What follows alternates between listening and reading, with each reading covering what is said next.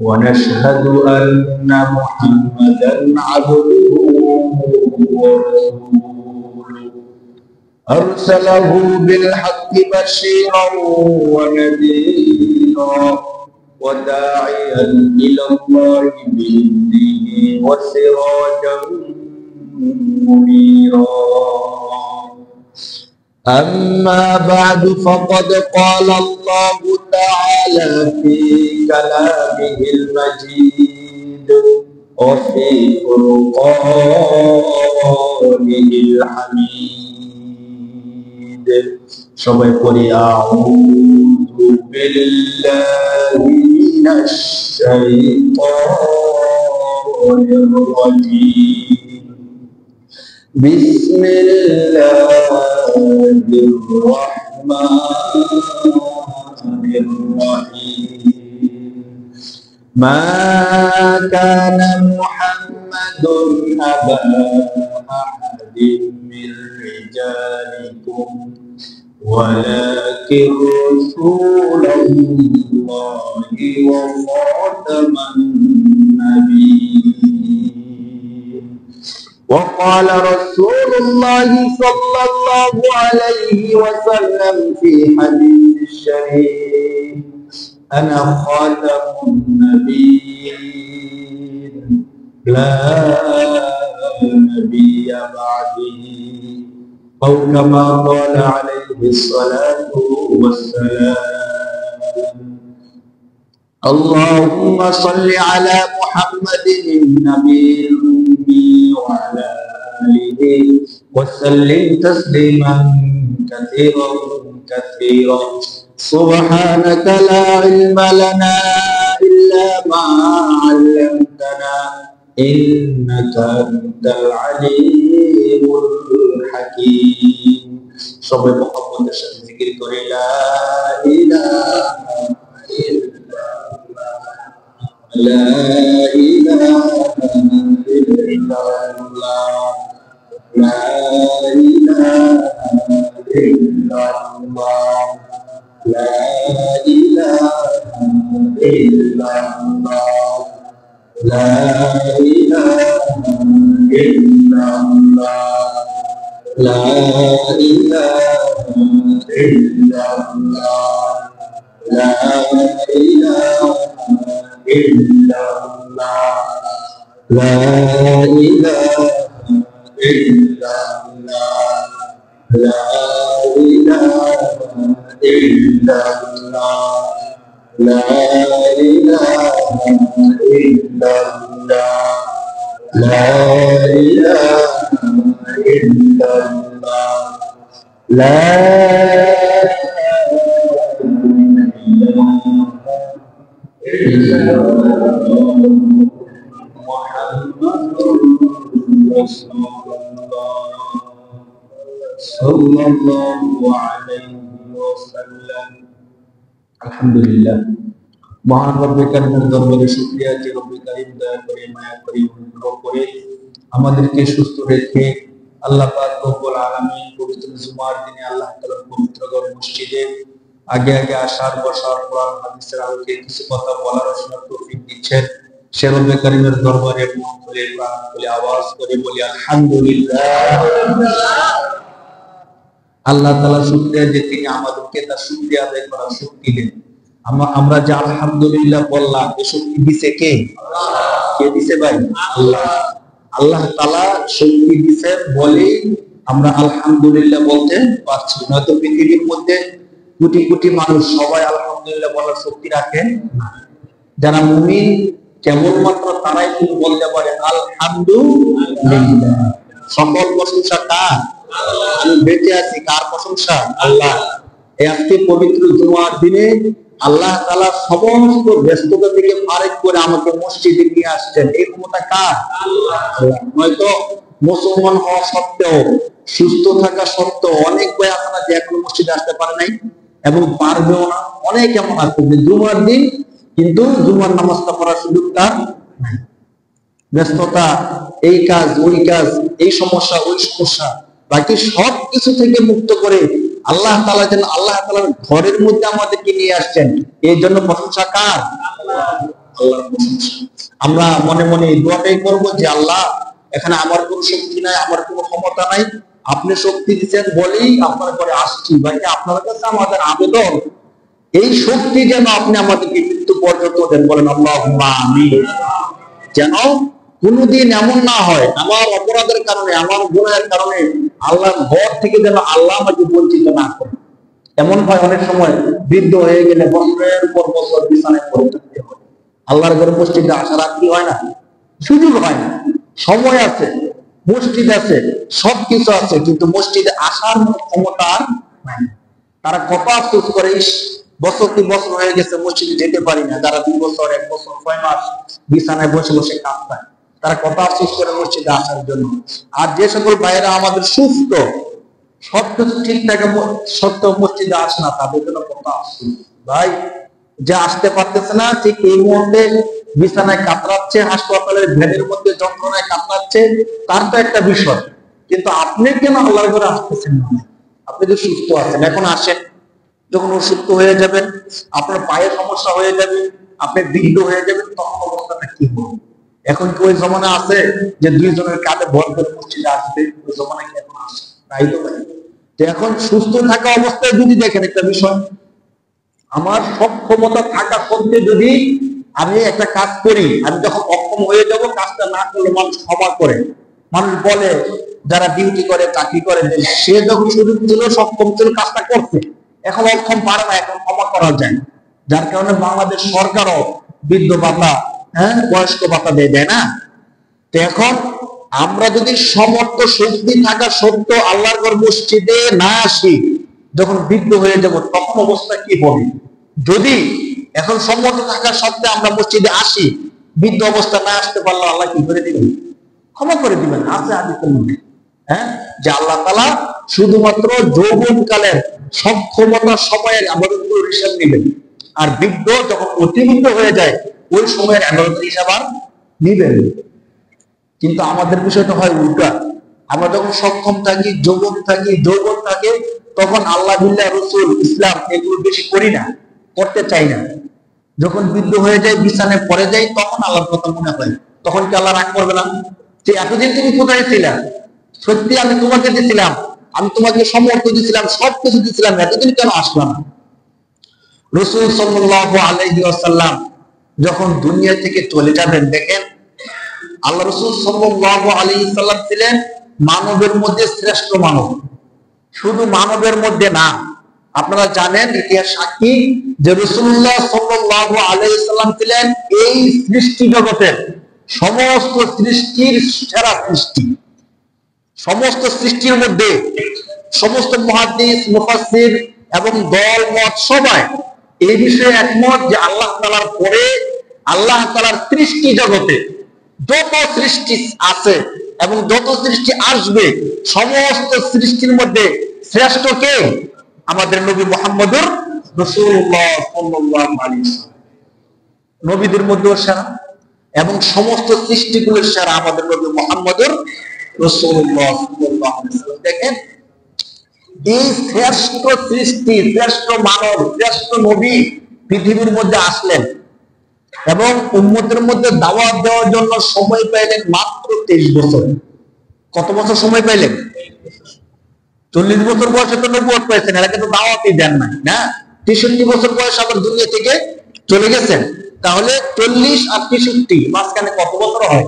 23 বছর। শুধুমাত্র 23 বছর সময় পেয়েছেন উম্মতকে দাওয়াত দেওয়ার জন্য, মানে দ্বীনের দাওয়াত পৌঁছানোর জন্য।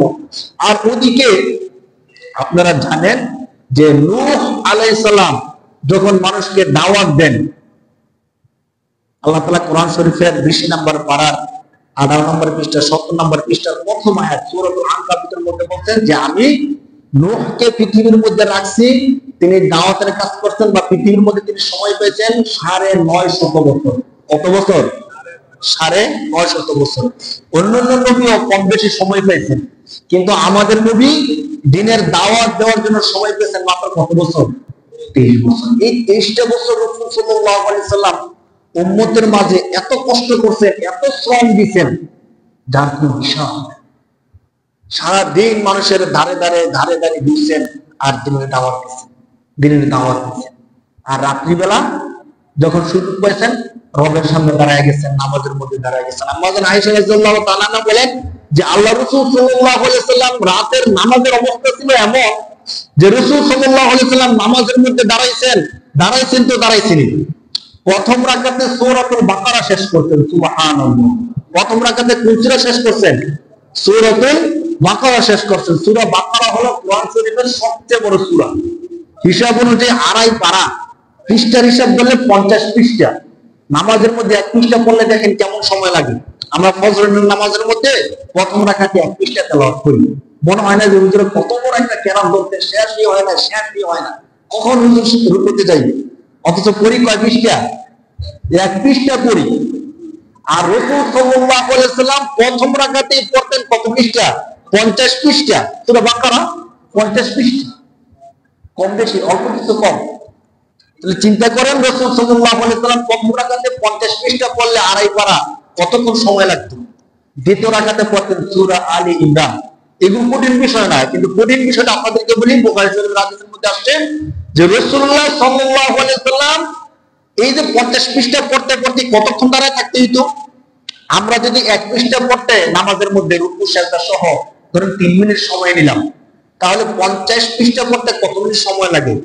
3 50 150 মিনিট। একটা ছোট্ট একটা হিসাব আপনাদেরকে বুঝাই। আম্মা জান আয়েশা রাদিয়াল্লাহু তাআলা আনহা বলেন যে অবাক করার বিষয় হলো যে রাসূলুল্লাহ সাল্লাল্লাহু আলাইহি সাল্লাম নামাজের মধ্যে যতক্ষণ দাঁড়ায় থাকতেন, যখন রুকুতে যাইতেন ঠিক অতক্ষণ সময় আবার রুকুর মধ্যে থাকতেন। সুবহানাল্লাহ। প্রথম বিষয়টা একটু সহজ, আমি চেষ্টা করছি। এক রাকাতে আমি নিজেও সূরা বাকারা পড়ছি। হ্যাঁ, প্রথম রাকাতে সূরা বাকারা, দ্বিতীয় রাকাতে সূরা আলী ইমরান পড়ে দেখছি যে কেমন লাগে। যারা হাফেজে কোরআন আছে তারা এটা পারে, মানে চেষ্টা করে ট্রাই করলে সম্ভব। আমি ট্রাই করছি, সম্ভব। কষ্ট তেমন বেশি কষ্ট না, কিন্তু কষ্ট কি জানেন? রুকুর মধ্যে গিয়ে আবার ঠিক এতক্ষণ সময় থাকা। আপনি রুকুর মধ্যে কিন্তু বেশিক্ষণ থাকা যায় না। 10 মিনিট, 15 মিনিট, 20 মিনিট কতক্ষণ থাকতে পারবে? 150 মিনিটে কতক্ষণ সময় হয়? 60 মিনিট 1 ঘন্টা হলে 60 120, 2 ঘন্টা 30 মিনিট। 2 ঘন্টা 30 মিনিট রুকুর মধ্যে থাকা, এটা কিন্তু সিম্পল কোনো বিষয় না। খেয়াল করে দেখেন, আম্মা জান আয়েশা রাদিয়াল্লাহু তাআলা বলতেছেন যে আল্লাহ রাসূলের বিষয়টা ছিল তিনি যতক্ষণ নামাজে দাঁড়ায় থাকতেন ঠিক ততক্ষণ আবার কোথায় থাকতেন? রুকুতে থাকতেন। ঠিক ততক্ষণ আবার সিজদার মধ্যে থাকতেন। সুবহানাল্লাহ। আর আমরা তো এত দুঃখভাগা হয়ে গেছি, অনেক সময় ইমাম সাহেব হুজুর যদি রুকুর মধ্যে ধরেন 3 বার সুবহান রাব্বিয়াল আযীম এর জায়গায় অনেক সময় দরকার করে আমরা 5 বার পড়তে হয়। যখন ধরেন আমরা নামাজে থাকি, আপনাদেরকে বলি, যখন প্রথম রাকাতে রুকুতে যাই তখন আমরা টের পাই যে কোন মুসল্লি নামাজের মধ্যে কি হইতেছে? শরীক হইতেছে। তখন আমরা চেষ্টা করি কি যে আরেকবার সুবহান রাব্বিয়াল আযীম বলি, আর মুসল্লিটা নামাজের মধ্যে কি হয়ে যায়? এটা তার মুসলিম। অন্য যারা নামাজে তারা তা খেয়াল করবো না, তারা চিন্তা করবো কিরে হুজুর রুকু থেকে উঠতেছে না কেন? কিন্তু অবস্থা ভেবে কিন্তু ইমাম সাহেব হুজুরের জিনিসটা খেয়াল করতে হয়। কারণ আমি যদি আরেকবার সুবহান রাব্বিয়াল আযীম বলি, তাহলে যে পিছনে আসছে দরজাটা আওয়াজ হয়েছে সে নামাজে কি হয়ে গেল? শরীক হয়ে গেল, একটা রাকাত পেয়ে গেল। কারণ সে যখন আয়েশা দেখে রুকুতে পাইছে হুজুরে, আর সে আস্তে হুজুর রুকুতে গেছে, তখন তারপরে একটু কষ্ট লাগে, আরে আরেকটু লেগে আমি রাকাতটা পাইলাম না। এই বিষয়টা দেখে ইমাম সাহেব ধরুন আমরা এটা খেয়াল করতে গিয়ে সেটা আরেকবার সুবহান রাব্বিয়াল আযীম বলে যাতে ওই ব্যক্তি কি করতে পারে। কিন্তু যারা নামাজে আছে তারা কি মনে করবে? হুজুর রুকু থেকে উঠতেছে না, ব্যাপার দেরি হয়ে যেতেছে।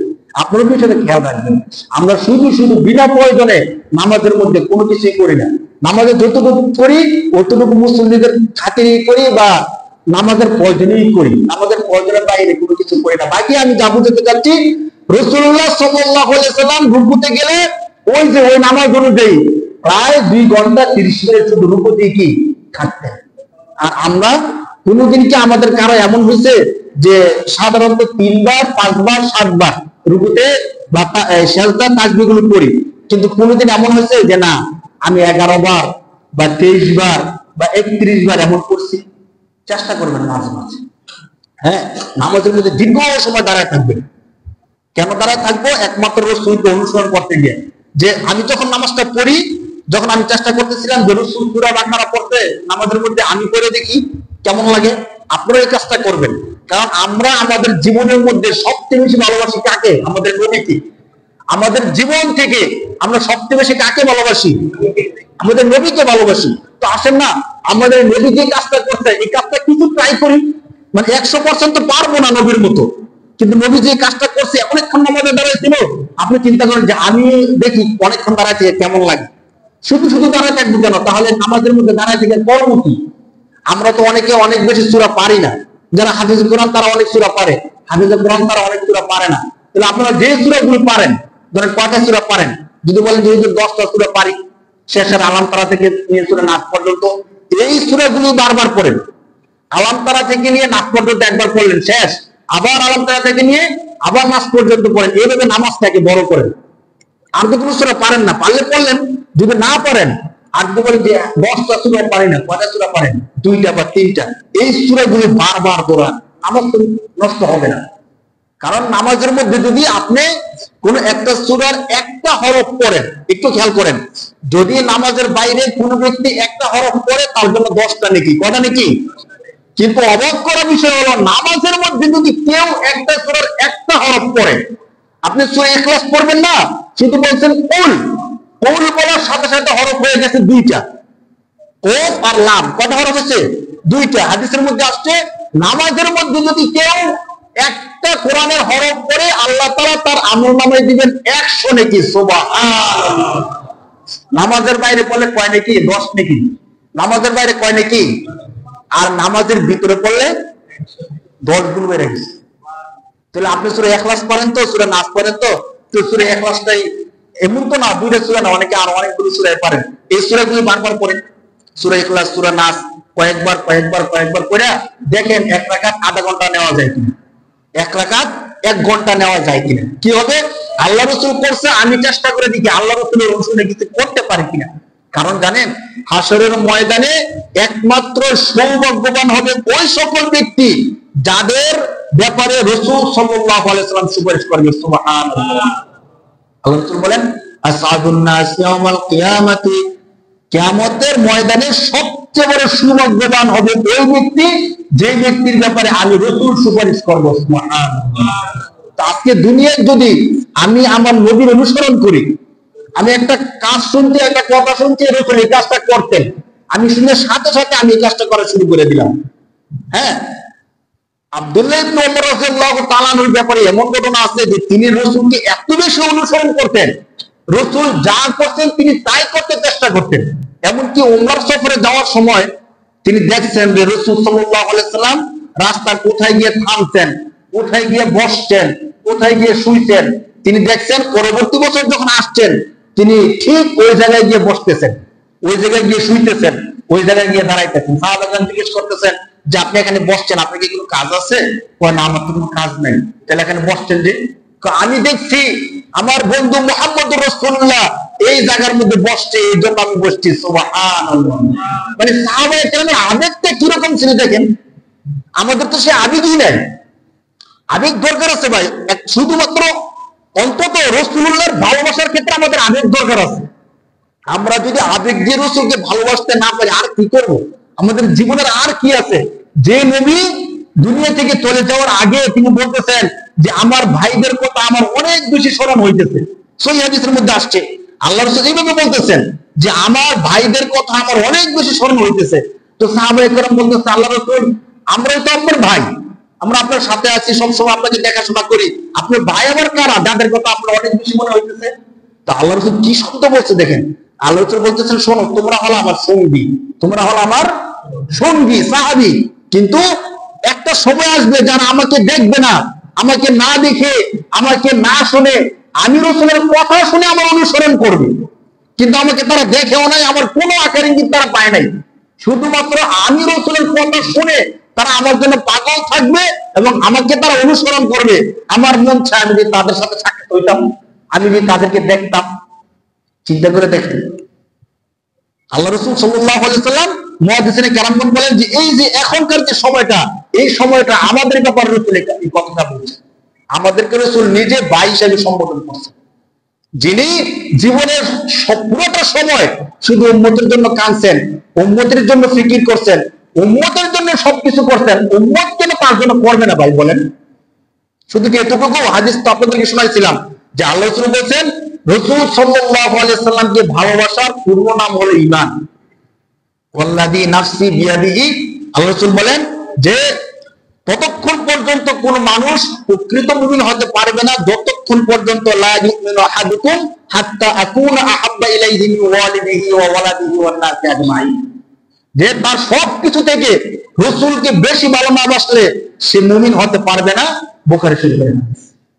তাহলে আমাদের 100% প্রকৃত ভালোবাসা পাওয়ার যোগ্য আমাদের নবী মুহাম্মদুর।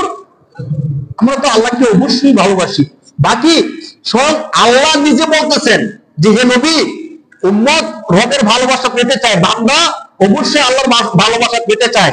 তারা কি জানে যে আল্লাহর ভালোবাসা পাওয়ার সিস্টেমটা কি?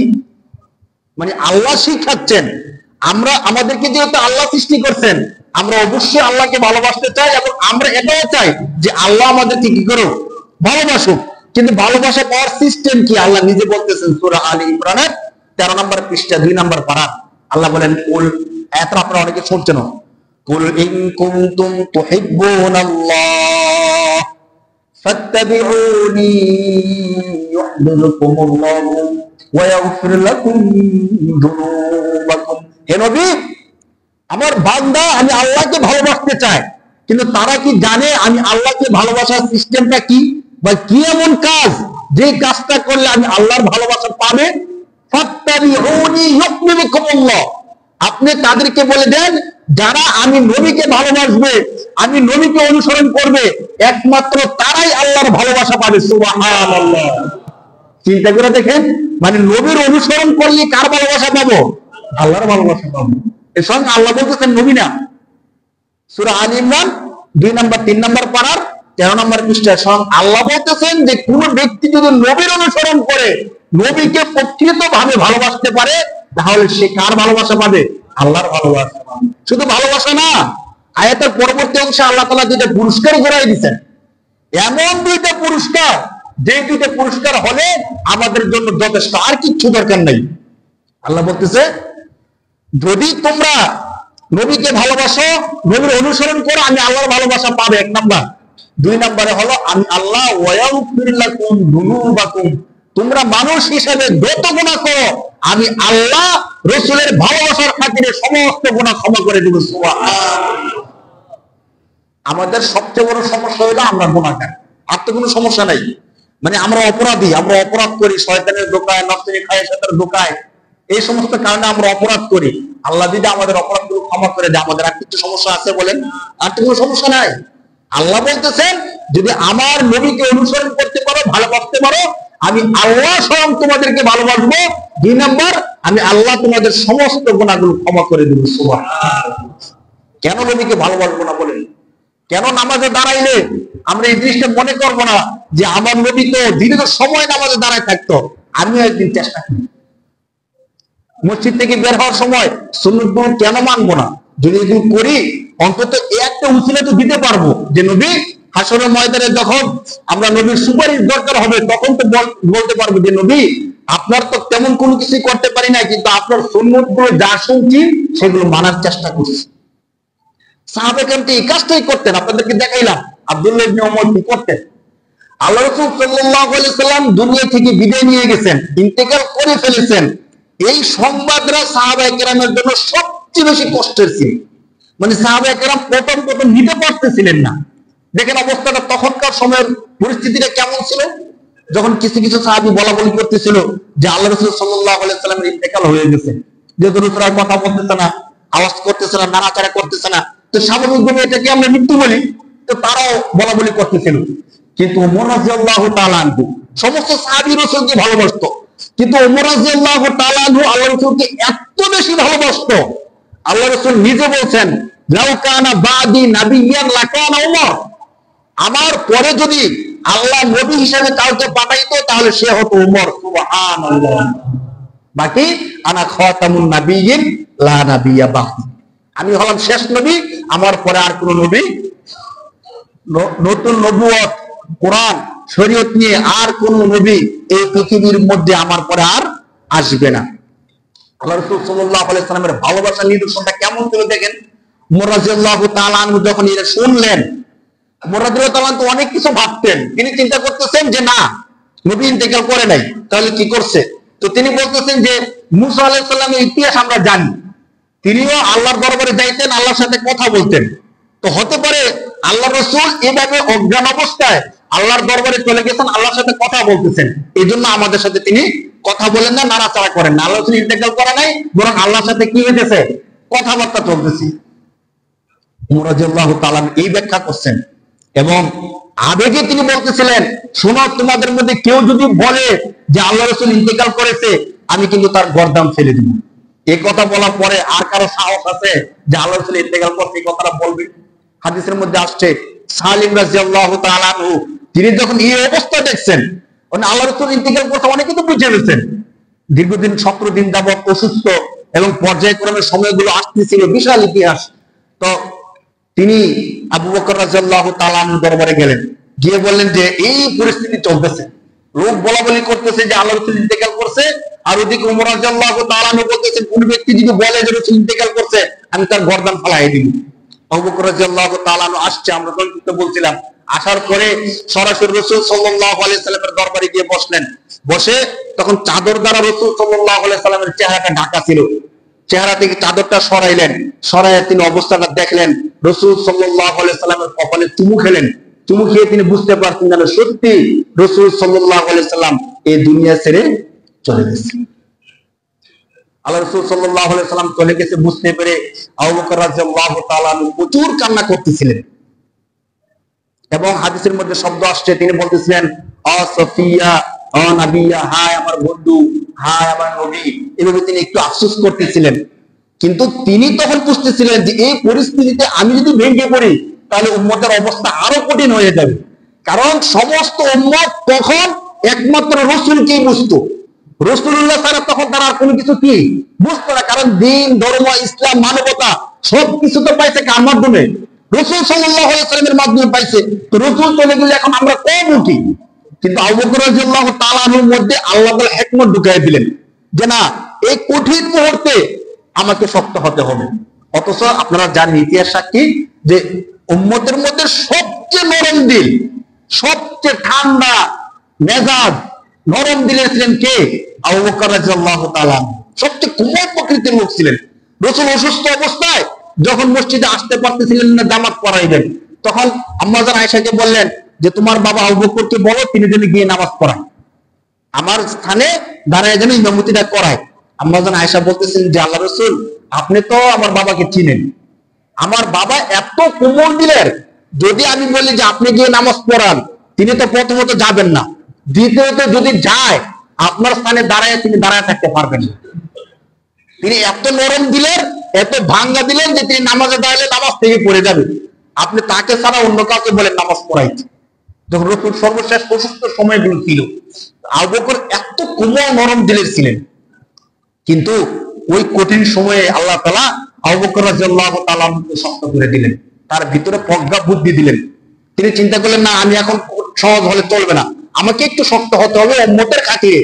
আবু বকর রাদিয়াল্লাহু তাআলা আনহু সবাইকে ডাকলেন। সবাই জিজ্ঞেস করতেছিল যে আল্লাহ রাসূল কি ইন্তেকাল করছেন সত্যি সত্যি? আবু বকর রাদিয়াল্লাহু তাআলা বলছেন, হ্যাঁ নবী আল্লাহ পাক রব্বুল আলামিনের দরবারে চলে গেছেন। কারণ আল্লাহ রাসূল একটু আগে বলছিলেন আল্লাহুম্মা রফিকাল আলা, হে আল্লাহ আমি আমার সর্বোত্তম বন্ধু আল্লাহ আপনার সান্নিধ্যে থাকতে চাই। বিশাল ইতিহাস এখানে আল্লাহ রাসূল সাল্লাল্লাহু আলাইহি সাল্লামের চলে যাওয়ার ইতিহাসটা। আবু বকর রাদিয়াল্লাহু তাআলা আনহু তখন সমস্ত মানুষকে ডাকলেন, ওমর রাদিয়াল্লাহু তাআলা আনহু আসলেন। আল্লাহ আবু বকর রাদিয়াল্লাহু তাআলা আনহু সবার সামনে দাঁড়ায়া একটা আয়াত তেলাওয়াত করছেন, কি ওয়ামা মুহাম্মাদুন ইল্লা রাসূল قد خلت من قبله الرسل أفإن مات أو قتل انقلبتم على أعقابكم ومن ينقلب على عقبيه فلن يضر الله شيئا। সূরা আলে ইমরানের 4 নম্বর পারার আপনার 7 নম্বর পৃষ্ঠার মধ্যে এই আয়াত আসছে। আবু বকর রাদিয়াল্লাহু তাআলা যখন এই আয়াতটা তেলাওয়াত করছেন, এই আয়াতের মর্ম কি? ওমা মুহাম্মাদুন ইল্লা রাসূল, মুহাম্মদ সাল্লাল্লাহু আলাইহি সাল্লাম আল্লাহর রাসূল। আল্লাহর কি?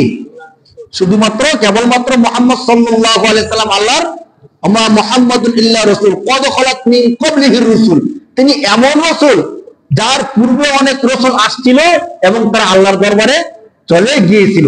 মানে তিনি দাঁড়ায় কিন্তু এই কথা বলে না, সবাই তোমরা শোনো, আমাদের নবী আমাদের মাঝে ছিলেন এবং তিনি দুনিয়া থেকে এখন চলে গেছেন। এই কথাটা শুনলে কিন্তু অনেক সহ্য করতে পারতেন, কারণ সাহাবায়ে কেরামের আবেগটা তো অন্যরকম ছিল। তিনি নিজে কিছু না বইলা সরাসরি আল্লাহর বাণী বলা শুরু করে দিয়েছেন, ওমা মুহাম্মাদুন ইল্লা রাসূল কদ খালাত মিন ক্বাবলিহির রাসূল, তিনি এমন একজন রাসূল যে রাসূলের পূর্বে আরো অনেক রাসূল আসছিল, তারাও দুনিয়া থেকে কি করছে, চলে গেছে। বাকি তোমরা শোনো, আফা ইন মাতা আও কুতিলান কলাবতুম আলা আকাবিকুম, যদি মুহাম্মদ সাল্লাল্লাহু আলাইহি ওয়াসাল্লাম মৃত্যুবরণ করে, আফা ইন মাতা, তিনি যদি মারা যান, আও কুতিলান কলাবতুম, অথবা কেউ তাকে মেরে ফেলে, তাহলে ইন কলাবতুম আলা আকাবিকুম, তোমরা কি তোমাদের পিছনে ফিরে যাবে? মানে তোমরা যেমন আগে বেদিন ছিলা, আগে যেমন মুশরিক ছিলা, মূর্তি পূজা করতা, তোমরা কি এখন আবার ওইটা শুরু করে দিবা নাকি? শোনো, যদি কেউ এই কাজটা করে, ফালাইয়া দুরুল্লাহ শাইআ, সে আল্লাহর কোনো ক্ষতি করতে পারবে না, তার নিজেরই ক্ষতি হবে। বরং মুহাম্মদ সাল্লাল্লাহু আলাইহি সাল্লাম আল্লাহর এমন এক রাসূল যার পূর্বে অনেক রাসূল আসছিল, তারাও আল্লাহর দরবারে কি চলে গেছে। এর দ্বারা কি বোঝায় যে আল্লাহ রাসূল তিনি আসছিলেন, তিনিও আল্লাহর কাছে কি চলে গেছেন। সর্বশেষ তিনি একটা কথা বললেন যে শোনো, মান কানা ইয়াবুদু মুহাম্মাদান ফাইন্নাহু ক্বাদ মাত, ফাইন্না মুহাম্মাদান ক্বাদ মাত। আমি তোমাদেরকে বলতেছি, তোমাদের মধ্যে কেউ যদি এমন হয় যে সে নবীর ইবাদত করত, কার ইবাদত? একটু কথাটা বুঝছেন, পরে বুঝবেন বিষয়টা পুরোটা। তোমাদের মধ্যে কেউ যদি এমন থাকে যে সে নবীর ইবাদত করে, নবীর ইবাদত করে, তাহলে সে যেন শুনে রাখে ফাইন্না মুহাম্মাদান ক্বাদ মাত, যে মুহাম্মদ সাল্লাল্লাহু আলাইহি সাল্লাম মৃত্যুবরণ করছে। ওমান কানা ইয়াবুদুল্লাহ, আর তোমাদের মধ্যে কেউ যদি এমন থাকে সে আল্লাহর ইবাদত করে, তাহলে সে যেন জেনে রাখে ফাইন্নাল্লাহা হাইয়্যুন লা ইয়ামুত, আল্লাহ হলেন চিরঞ্জীব, তার কোনো মৃত্যু নাই। সুবহানাল্লাহ। তাহলে আমাদেরকে নবী মূলত শিখেছে আল্লাহর ইবাদত, কার ইবাদত? নবীর ইবাদত না। আমাদেরকে কি নবীর ইবাদত শিখাইছে? বলেন, নবীর ইবাদত না, তিনি আল্লাহর হয়ে এসে আল্লাহর ইবাদত আমাদেরকে শিখিয়ে গেছেন। ওমর রাদিয়াল্লাহু তাআলা ঠান্ডা হয়ে গেছেন, তিনি বলেন, আমি যখন এই আয়াতটা শুনছি, আমার মনে হইতেছে এই মাত্র আয়াতটা নাযিল হইছে। সুবহানাল্লাহ। মনে হয়েছে যে আবু বকরের মাধ্যমে মাত্র আয়াতটা নাযিল হয়েছে, আর আমি শুনতেছি, কারণ আয়াতে তো আল্লাহ তাআলা সবকিছু বলে রাখছে। আল্লাহ রাসূল সাল্লাল্লাহু আলাইহি ওয়াসাল্লামের মৃত্যুর এই সময়টায়, এর পূর্বের সময়ে যখন সাহাবায়ে কেরামগণ আল্লাহ রাসূলের কাছে অস্থির ভাবে ছিলেন যে আল্লাহ রাসূল, আমরা কি করব, আপনি চলে যাওয়ার পর আমরা কিভাবে বাঁচবো, আমরা কিভাবে চলবো, আমাদেরকে কিছু দিক নির্দেশনা দিয়ে যান। হাদিসের মধ্যে আসছে, সাহাবী বলেন যে ওয়াজানা রাসূলুল্লাহ সাল্লাল্লাহু আলাইহি ওয়াসাল্লাম মাউইযাতান বালিগাতান, একবার রাসূল সাল্লাল্লাহু আলাইহি ওয়াসাল্লাম আমাদেরকে এমন সাহিত্যপূর্ণ, ভাবপূর্ণ, আবেগপূর্ণ ভাষায় আল্লাহ রাসূল ওয়াজ করতেছিলেন, যেন জারাফাত মিনহাল উয়ুন ওয়াজিলাত মিনহাল কুলুব, আমাদের হৃদয়গুলো বিগলিত হচ্ছিল, আমাদের চোখ দিয়ে অশ্রু আসছিল। তখন আমরা মনে করতেছিলাম কান্নাহা মাউইযাতু মুআদ্দাইন, যেন আল্লাহ রাসূল এটাই শেষ ভাষণ দিয়ে যাচ্ছেন, মানে এরপরে মনে রাসূল আমাদেরকে আর কিছু বলবে না। তখন আমরা রাসূলকে বললাম, ফাউসিনা ইয়া রাসূলুল্লাহ সাল্লাল্লাহু আলাইহি ওয়াসাল্লাম, হে নবী, আমাদের মনে হইতেছে এটাই শেষ ভাষণ, আপনি আমাদেরকে আরো কিছু ওসিয়ত করেন। রাসূল সাল্লাল্লাহু আলাইহি ওয়াসাল্লাম বলেন, মুসিকুম বিতাকওয়াল্লাহ ওয়াস সামঈ ওয়াত তাআতি, আমি তোমাদেরকে ওসিয়ত করতেছি, তোমরা যেখানেই থাকো, যাই করো। দেখেন রাসূলুল্লাহর শেষ কথাটা কি, বা আমাদেরকে কি ওসিয়ত করছে, আমাদের জানা দরকার আছে না ভাই? সাহাবায়ে কেরাম এই জিনিসটা জানতে চেয়েছেন যে আমাদেরকে আরেকটু ওসিয়ত করেন, আরেকটু নসিহত করেন, যে নসিহতের শুনে আমাদের জীবনটাকে আমরা গড়তে পারি। আল্লাহ রাসূল বলতেছেন, মুসিকুম, আমি তোমাদেরকে ওসিয়ত করতেছি বিতাকওয়াল্লাহ, আল্লাহর ভয়। এমন একটা কথাই বলছেন যে কথার মাধ্যমে সারা জীবনের সমস্ত কথা চলে আসে। দেখেন, একটু খেয়াল করেন, আল্লাহ রাসূল যদি বলতেন যে আমি তোমাদেরকে ওসিয়ত করতেছি তোমরা ভালো করে চলাফেরা করবে, হ্যাঁ তোমরা সত্য কথা বলবে, মিথ্যা কথা বলবে না, এই করবে না, ওই করবে না, বিশাল বড় একটা ভাষণ দিতে হয়। কিন্তু আল্লাহ রাসূল কি বললেন? উসিকুম বিতাকওয়াল্লাহ, আমি তোমাদেরকে ওসিয়ত করতেছি তোমরা সব সময় দিলের মধ্যে আল্লাহর ভয় রাখবা। কার ভয় ভাই? একটু বুঝেন, তোমরা দিলের মধ্যে সব সময় কার ভয় রাখবা? আল্লাহর ভয় রাখবা। চিন্তা করে দেখেন, যদি আমাদের দিলের মধ্যে একমাত্র আল্লাহর ভয় থাকে, এই ব্যক্তির দ্বারা কি আর খারাপ কোনো কাজ হওয়া সম্ভব? যখন মিথ্যা কথা বলবে, ধরুন কারোর সাথে মিথ্যা কথা বলা দরকার, মিথ্যা কথা বলা শুরু করবে, তখন মনে মনে ভাবলো হায় হায় আমি মিথ্যা কথা বলতেছি, ওই লোকটা বুঝতেছে না, কিন্তু বুঝতেছে কে? একটু খেয়াল করেন রসুলের ভাষণটা, মানে রসুলের ওসিয়তটা একটু খেয়াল করেন। সে মিথ্যা কথা বলবে, তখন চিন্তা করতেছে হায় হায় আমি তো তাকে মিথ্যা কথা বলতেছি, সে বুঝবে না, কিন্তু বুঝবে কে? তখন কি আর মিথ্যা কথা বলা সম্ভব? যখন সুদি কারবার করবে, এখন সুদি লেনদেন করতে যাচ্ছে, যখন তখন দিলে যদি ভাবে হায় হায় আমি সুদি কারবার করতেছি, তার থেকে অতিরিক্ত টাকা পয়সা নিতেছি, এই জিনিসটা তো সে বাধ্য হয়ে নিতেছে, কিন্তু সে না বাধ্য, আমি যে এই খারাপ গর্হিত কাজটা করতেছি বুঝতেছেন কে? তার দ্বারা কি সম্ভব? জমি জবরদখল, জায়গা এক একজনের কাছে কয়েকবার করে বিক্রি করা, আরেকজনের জায়গা জমি দেশের আঞ্চলিক এলাকার মধ্যে এমন করে ধরুন প্রতি বছরই জমি কাটতে কাটতে 2 হাত 3 হাত আরেকজনের জমির মধ্যে ঢুকাইয়া দেয়। এভাবে করা, যখন সে কাজটা করতে যাবে সে চিন্তা করবে যে আমার পার্টনার পরবর্তী ব্যক্তি, সে বুঝে না, কিন্তু বুঝতেছে কে? আল্লাহ। তখন কি তার দ্বারা জমি দখল, আরেকজনের জায়গা দখল, একটা জমি 2-3 বার বিক্রি করা সম্ভব বলেন? কেউ কোন ব্যক্তি যদি শুধু এতটুকু ওসিয়ত মানে, আমি তো মনে করি পৃথিবী থেকে সমস্ত খারাপি সবকিছু দূর হয়ে যাওয়ার কথা। শুধু একমাত্র কি আমি তোমাদেরকে ওসিয়ত করতেছি, তোমরা সব সময় দিনের মধ্যে আল্লাহর তাকওয়া, তাকওয়া মানে ভয়, তাকওয়া মানে কি? স্বাভাবিক সহজ তর্জমা আমরা খেয়াল করি, তাকওয়া মানে ভয়, মানে সব সময় তোমরা দিলের মধ্যে আল্লাহর তাকওয়া, আল্লাহর ভয়কে তোমরা জায়গা দিবা। তাহলে যেখানেই থাকো, যাই করো, তোমাদের দ্বারা খারাপ কোনো কিছু হওয়া সম্ভব না। রমজান মাস আসলে আমার সামনে খাবার আছে, আমার সামনে পানিও আছে, সবকিছু আছে দিনের বেলায়, এরপর আমরা খাই না। কেন খাই না বলেন? খানা খাওয়া কি হারাম? এরপরে আমার কি অসুস্থ, আমার কি রুচি দুর্বল, ডাক্তার কি নিষেধ করছে? কিচ্ছু না, সব ঠিক আছে। পেটের মধ্যে প্রচন্ড ক্ষুধা আছে। যারা ব্যবসা করে, কর্মচারী কাজ করে, রিক্সা চালায়, তৃষ্ণায় বুক ফেটে যায়, সামনে কি সুন্দর পানি গড়গড় করে, তখন কেমন যে লাগে। আমি আমার ব্যক্তিগত অভিজ্ঞতা বলি, যখন এমন কষ্ট হয় তখন মনে হয় যে এক সমুদ্রের পানি একাই খেয়ে ফেলি, এমন হয় না? এমন হয়। এরপরও কি আমরা পানি খাই? বলে পানি পান করি? করি না। কেন করি না? আল্লাহ নিষেধ করছে। কেন করি না বলেন? আল্লাহ নিষেধ করছেন, এই জন্য রমজান মাসে রোজা রেখে আমি খাবার খাই না। তো সুদের টাকাটা যখন খাই, তখন কেন আমার দিলে জিনিসটা বাড়ি খায় না? এই সুদের টাকা খাইতে কে নিষেধ করছে? যে আল্লাহ রমজান মাসে খানা খাইতে নিষেধ করছে, খানা খাই না, ওই আল্লাহ তো সুদের নিষেধ করছে। ঘুষের টাকা খাইতে ওই আল্লাহ তো নিষেধ করছে। চুরি করতে তো ওই আল্লাহ নিষেধ করছে। ডাকাতি করতে কে নিষেধ করছে? আল্লাহ নিষেধ করছেন। মিথ্যা কথা বলতে তো ওই আল্লাহ নিষেধ করছেন। তাহলে আমাদেরকে আল্লাহ দুইজন বলেন? রমজান মাসে এক আল্লাহ, রমজানের পরে কি আরেক আল্লাহ চলে আসে? ভাই আমরা মুমিন, সকলের আল্লাহ কয়জন? নবী, কোরআন, সব। তাহলে আমরা কেন এভাবে দ্বিচারিতা করি? আমাদের মধ্যে এমন দুই ভাবের কাজ কেন চলে আসে ভাই বলেন? আল্লাহ রাসূল সাল্লাল্লাহু আলাইহি ওয়াসাল্লাম ঠিক ওই জায়গায় আমাদেরকে বলেন, আরেকটা পয়েন্ট বলছেন, উসিকুম বিতাকওয়াল্লাহ, তোমাদেরকে আমি আল্লাহর ভয়ের বয়ান দিচ্ছি, ওয়াসামি'i ওয়াতআতি, তোমরা শুনবা এবং মানবা, মানে আমির যারা আছে তাদের কথা শুনবা এবং মানবা। আরেকটা চমৎকার কথা আপনাদেরকে বলি, রাসূল এই হাদিসের আরেকটু পরে গিয়ে বলতেছেন, ফাইন্নাহু মাইয়াইশ মিনকুম বাদি। শোনো, এই হাদিসটা আমাদের জীবনের জন্য অনেক বেশি গুরুত্বপূর্ণ, একটু খেয়াল করে শুনেন। এই হাদিস, ফাইন্নাহু মাইয়াইশ মিনকুম বাদি, আমার পরে এই দুনিয়ার মধ্যে যারা বেঁচে থাকবে, ফাতায়ারা ইখতিলাফান কাসীরা, অনেক অনেক মতবিরোধ, মতানৈক্য তোমরা দেখতে পাবে। আলোচনা বলে যাচ্ছেন, আমার পরে যারা দুনিয়ার মধ্যে থাকবা, ফাসায়ারা, তোমরা দেখতে পাবে ইখতিলাফান কাসীরা, অনেক অনেক বেশি মতবিরোধ, অনেক বেশি মতানৈক্য। তখন তোমাদের মনে হবে সে সঠিক না সে সঠিক, ওয়াহাবি সঠিক না সুন্নি সঠিক, আহলে হাদিস সঠিক না আহলে সুন্নাহ সঠিক, এই সঠিক না ওই সঠিক, এই প্রশ্নগুলো তোমাদের মধ্যে চলে আসবে। একজনে এক কথা বলে, আরেকজনে আরেক কথা বলে। আমরা এই কথাগুলো করি না অনেক সময়, যে হুজুর এই হুজুর বলে এই কথা, এই হুজুর বলে এই কথা, আমরা করবো কি, যাবো কোথায়? অনেক সময় শয়তান আমাদের মাথার মধ্যে বর করে।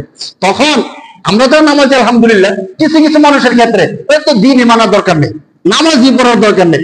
এক হুজুরকে এমনি হাত তোলো, আরেক হুজুরকে এমনি হাত তোলো, এক হুজুরকে এমনি হাত বাঁধো বুকের উপর, আরেক হুজুরকে নাভির নিচে হাত বাঁধো, পাইছে কি?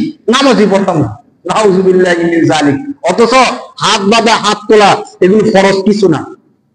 মালিকি মাযহাবের মধ্যে আছে, কেউ যদি হাত না বেঁধে হাত এমনি ছাইড়া রাখে, আমরা নামাজের মধ্যে হাত বাঁধি না, কেউ যদি হাত না পায় তেমনি হাত ছাইরা নামাজ পড়ে তারও নামাজ হবে, হাদিস অনুযায়ী নামাজ হবে।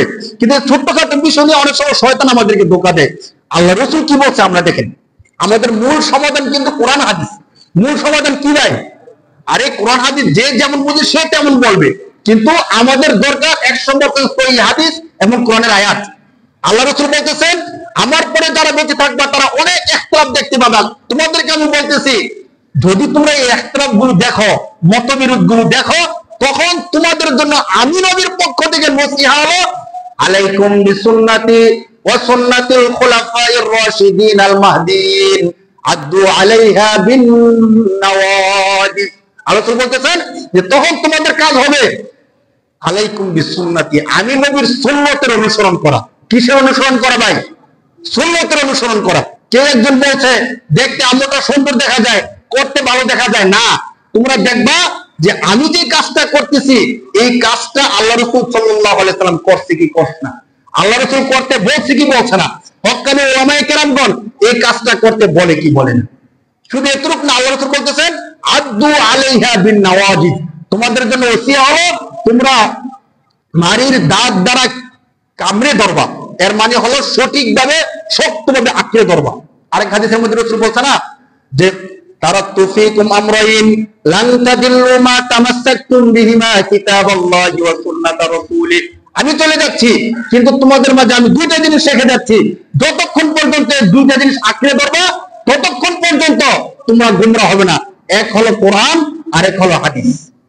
অতএব আমরা যারা মুমিন আমাদের উচিত হবে আমরা যে কাজই করি না কেন আমাদেরকে কোরআন এবং হাদিস আঁকড়ে ধরা। রাসূলুল্লাহ সাল্লাল্লাহু আলাইহি ওয়াসাল্লাম পৃথিবী থেকে চলে গেছেন, রাসূলের ইতিহাস আমরা বিগত 2 মাস যাবত বলতেছি, আপনারা যারা নিয়মিত আসেন তারা শুনছেন।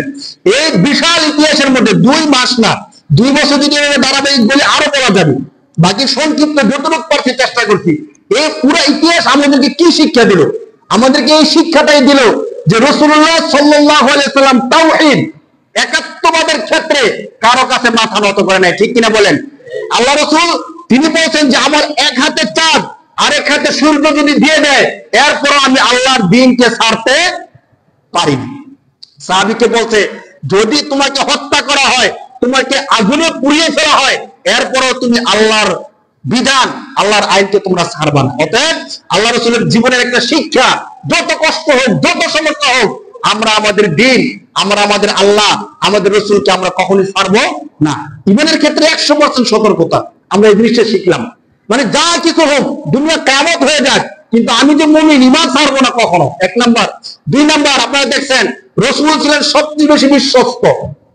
রাসূলকে সবাই আলামিন বলতো, জীবনে কোনোদিন মিথ্যা কথা বলে নাই, জীবনে কোনোদিন কি বলে নাই ভাই। আমরা এই সবকটা নিতে পারি, অতীতে যা হয়েছে হয়েছে, এখন থেকে আমরা নিয়ত করতে পারি চেষ্টা করব আমরা আর মিথ্যা কথা বলবো না। মিথ্যা হাদিসের মধ্যে আসছে যে ঈদ সমস্ত পাপের মূল, মূলত মিথ্যা থেকে পাপ শুরু হয়। এজন্য এখন থেকে আমরা প্রতিজ্ঞা করি 1 নম্বরে আমরা আমাদের ঈমানকে ঠিক রাখবো, 2 নম্বরে আমরা মিথ্যা কথা বলবো না, 3 নম্বরে মানুষের উপর জুলুম করবো না। মানুষের উপরে কি করবো না ভাই? রাসূলের ইতিহাস থেকে আমরা দেখাইছি যে রাসূল অনেক কষ্ট পেয়েছেন, অনেক কষ্ট করছেন কিন্তু জুলুম করে নাই। তায়েফের ময়দানে রাসূল সাল্লাল্লাহু আলাইহি ওয়াসাল্লামকে আহত করে ফেলছেন, রাসূলের রক্ত মোবারক জুতায় গিয়ে লাগছে। এরপর যখন আয়েশা বলছে আপনি একটু বদদুয়া দেন তায়েফ ধ্বংস হয়ে যাবে, রাসূল কি বদদুয়া দিছে? বদদুয়া দিলে কিন্তু জুলুম হইতো না, কিন্তু এরপর রাসূল কি দেয় নাই? বদদুয়া দেয় নাই। রাসূল সহনশীলতা শিখিয়েছে। সহনশীলতা কাকে বলে?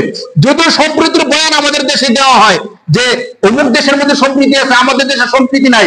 আপনি বিশ্বাস করেন বাংলাদেশের মধ্যে সমস্ত বাংলাদেশের মধ্যে জাতি গোষ্ঠী বর্ণ সবাই একসাথে মিলেমিশার সবচেয়ে সুন্দর দৃষ্টান্ত বাংলাদেশের মধ্যে সবচেয়ে বেশি। যদিও মানুষ অনেক কিছু বলে যে বাংলাদেশে হিন্দুদের জায়গা নাই, বাংলাদেশে অন্য ধর্মদেরকে এই করা হয় ওই করা হয়, বাংলাদেশে তো এমনও দৃষ্টান্ত আছে যে হিন্দুদের মন্দির মুসলমানরা গিয়ে পাহারা দেয়, এমন হয়েছে না ভাই? আপনারা কি দেখছেন না? রাসূলের সম্প্রীতির বয়ান মুসলমানদের মধ্যে বাংলাদেশের মধ্যে সবচেয়ে বেশি, কিন্তু বাংলাদেশের মিডিয়াগুলো অথবা অন্যান্য ব্যক্তিগুলো এমন ভাবে বাইরে উপস্থাপন করে মনে হয় যে বাংলাদেশ শুধু মারামারির দেশ, কারাকারির দেশ, মুসলমান ছাড়া আর কাউকে বসবাস করতে দেওয়া হয় না। অথচ আমরা আঞ্চলিক এলাকায় দেখছি যে আমাদের আশেপাশে হিন্দু যারা আছে তারা আমাদের সাথে এত ওতপ্রোতভাবে জড়িত, আমাদের সব কাজে তারা 100% জড়িত ভাবে আমরা চলতেছি মিশতেছি, কিন্তু এই বিষয়গুলো মিডিয়ার মধ্যে আসে না।